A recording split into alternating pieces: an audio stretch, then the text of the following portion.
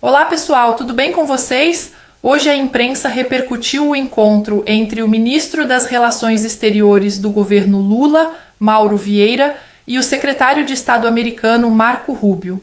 Reparem que a reunião durou 5 minutos e durante sua entrevista, Mauro Vieira, visivelmente incomodado, enrolou para dizer que novas reuniões serão marcadas. A Globo, por sua vez, tentou passar pano com a jornalista Maria Cristina, dizendo que tudo ocorreu dentro do esperado, o que acabou deixando Guga Chakra indignado. Ele abandonou a narrativa e detonou a farsa que tentaram armar.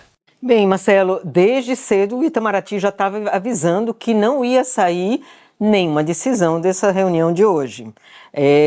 Como o Mauro Vieira fez questão de frisar e repetir, é um encontro entre dois chanceleres, o encontro é político, as tarifas e os anúncios de redução, elas virão a partir destes acordos técnicos a serem estabelecidos nesses encontros. Ele citou esse encontro do último dia 4 de novembro, que teria dissecado aí as tarifas e a convergência, a necessidade de convergência aí dos dois países. Agora, ao chamar a atenção para o caráter mais político desse encontro, eu concordo com a Ana que, na verdade, o que ele está dizendo é que trata-se de um pacote, que não é só tarifa, tem todas essas medidas retaliatórias do governo americano contra o Brasil, esse mapa do caminho que ele coloca, na verdade, é tudo junto e misturado, né? As tarifas, a retaliação é aquilo que se espera daqui para frente na relação entre os dois países.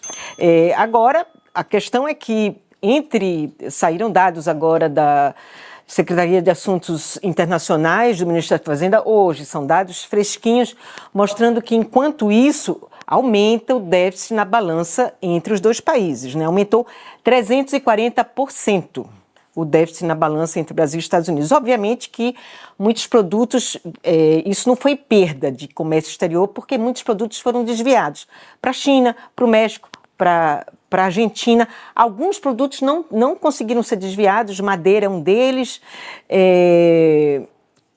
mas muitos produtos foram desviados. Mas o fato é que a indústria têxtil também sofreu, só em setembro perdeu 65 milhões em vendas para os Estados Unidos, mas o fato é que há uma perda. De agosto a outubro, o déficit foi de 4,7 bilhões de dólares.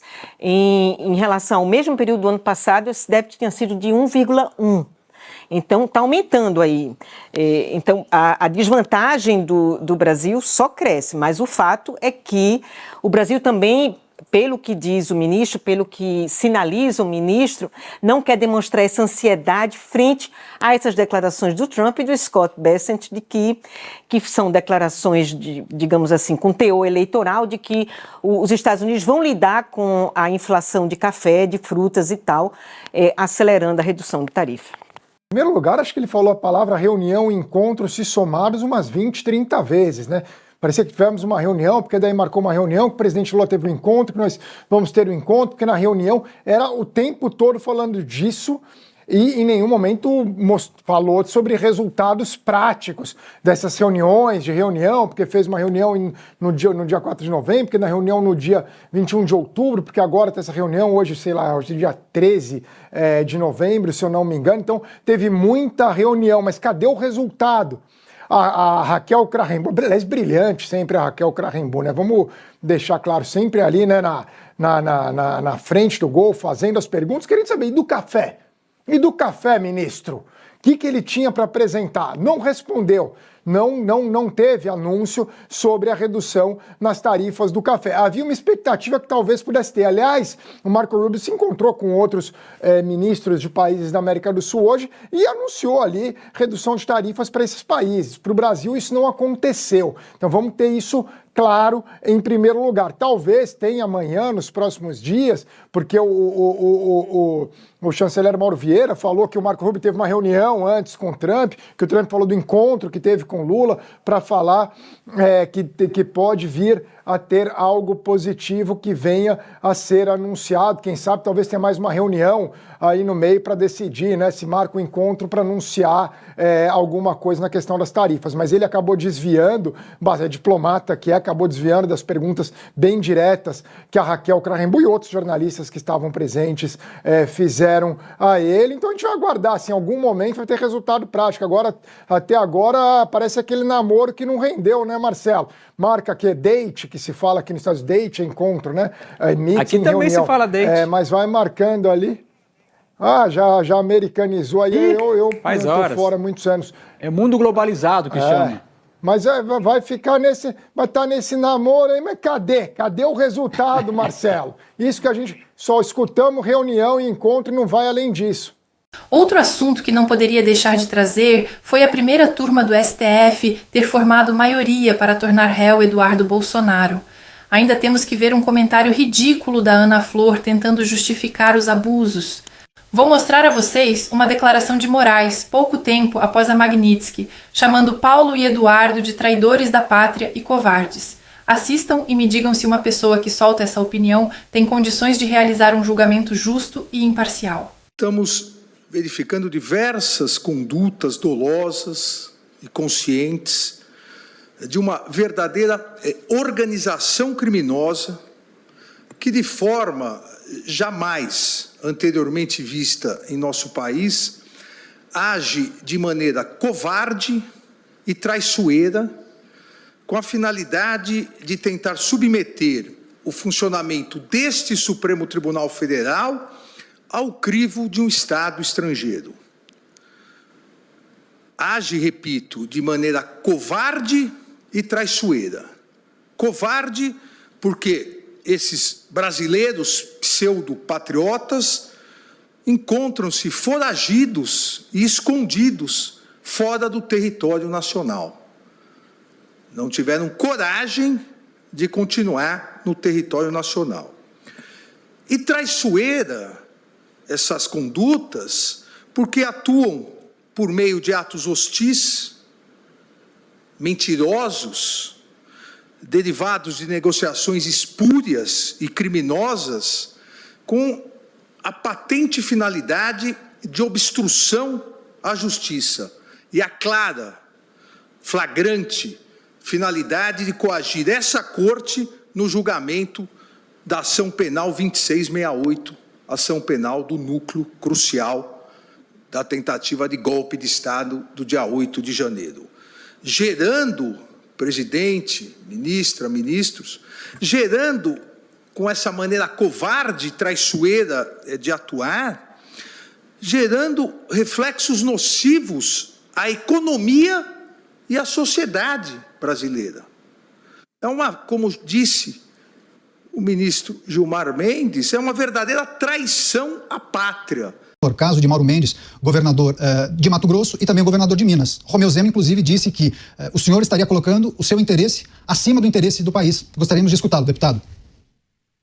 Realmente é uma visão que não tem qualquer conexão com a realidade. Acho que até que por aquelas matérias que foram feitas da época do vazamento, em que a Polícia Federal do Alexandre de Moraes vazou as minhas conversas particulares com o meu pai, eu acredito que dali você já conseguiu extrair que o meu interesse não é salvar a pele do meu pai. Poderia ter feito muita coisa se o objetivo fosse apenas esse. Mas é justamente por não ser é que eu sigo aqui trabalhando, é sabendo que meu pai corre o risco de ir para um presídio comum, é que a gente continua aqui, mesmo deixando isso não nos guiar e não nos fazer desesperar, a gente segue adiante e conseguimos até a aplicação, pela primeira vez na história do Brasil, da Lei Magnitsky contra Moraes, contra a sua esposa e 3 levas de visto, o que colocou pressão suficiente adiante para até que a anistia fosse pautada e aprovado o seu requerimento de urgência por 311 votos na Câmara dos Deputados. Muita coisa mudou. O Moraes deixou de derrubar perfil, vale lembrar, a Carmen Lúcia lá atrás na época da eleição inaugurou um momento em que ela disse que a censura iria apenas até o segundo turno tão somente, mas até hoje, vige esse poder todo do Alexandre de Moraes. Jornalistas como Alan dos Santos, para citar apenas um dos exemplos, a 40 está no 47º perfil no Instagram. Por que não é mais derrubado? É porque o regime está vendo que há um novo componente na mesa. Que componente que é esse? Os Estados Unidos, Donald Trump e toda a pressão que vem liderada por ele aqui de fora. Então, na verdade, eu não sou o camisa 10 do Lula, na verdade, eu sou um perseguido pelo Lula, não me confundo com ele. De um lado, sou eu apoiando Israel e a liberdade, a civilização, do outro lado está ele apoiando Hamas, de um lado estou eu, apoiando o empreendedorismo racional, do outro lado está o Lula apoiando os devaneios e os últimos momentos de uma louca economia, que eles apelidam de economia verde.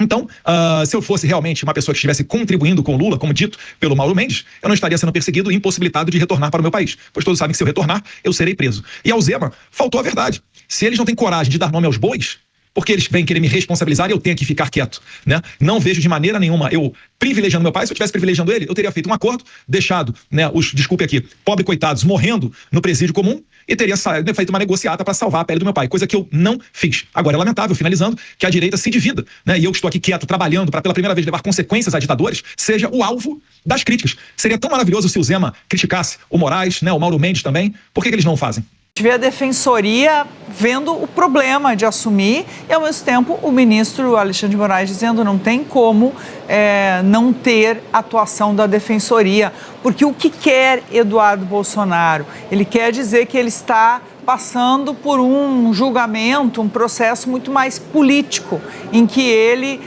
não se defende porque não há como se defender de uma atuação política do tribunal, que é o Supremo Tribunal Federal. Então não há como a defensoria ficar de fora neste caso. Vai ter um grande trabalho aí, a gente está vendo o próprio defensor geral sendo chamado, porque vai ter que tentar entrar em contato, juntar formas de defender, provas, inclusive, em defesa de Eduardo Bolsonaro.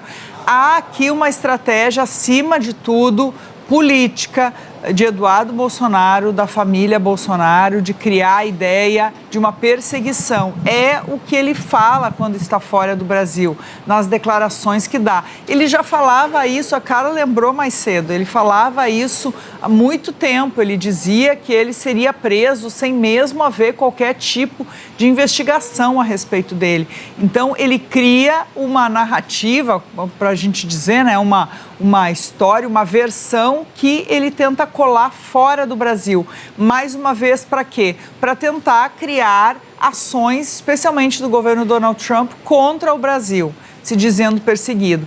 Aqueles áudios que foram apreendidos quando houve a apreensão do próprio celular de Jair Bolsonaro mostravam os embates internos na família, como Eduardo Bolsonaro chegou a chamar o pai de ingrato por não reconhecer o papel que ele tinha lá fora. Então, e há um embate na direita também, apesar de lá no Congresso, quando a gente ouvir parecer que está todo mundo no mesmo passo, defendendo Eduardo, defendendo Jair Bolsonaro, há um embate dentro da direita, porque Eduardo Bolsonaro atrapalha muito o trabalho da direita em atacar o governo, especialmente nesse tema da soberania que o governo agarrou para se defender. Então, tem muitas formas de a gente olhar, mas acima de tudo aqui a gente está vendo uma ação política de tentar não se defender, para dizer que foi condenado à revelia. A todos que chegaram até aqui, muito obrigada pela confiança. Argentina, El Salvador, Guatemala e Equador fecharam ótimos acordos para baratear o comércio de café com os Estados Unidos. Dá até tristeza ver que o nosso ministro voltou para casa com um aperto de mãos, enquanto os outros voltaram com excelentes acordos. Esse comentário da Ana Flor é vergonhoso. Eduardo foi julgado pelo juiz abusador, que é justamente o inimigo que ele tenta combater, e na cabeça da militante está tudo normal, seguindo o processo democrático. O mesmo aconteceu com Eduardo Tagliaferro, que agora será julgado pelo ministro que ele denunciou. O que vocês acham, pessoal? Eduardo está certo em criticar quem se diz de direita e fecha os olhos para os abusos do Supremo? Comentem aí que responderei o máximo de comentários que eu conseguir. Até o próximo vídeo e que Deus abençoe a todos nós.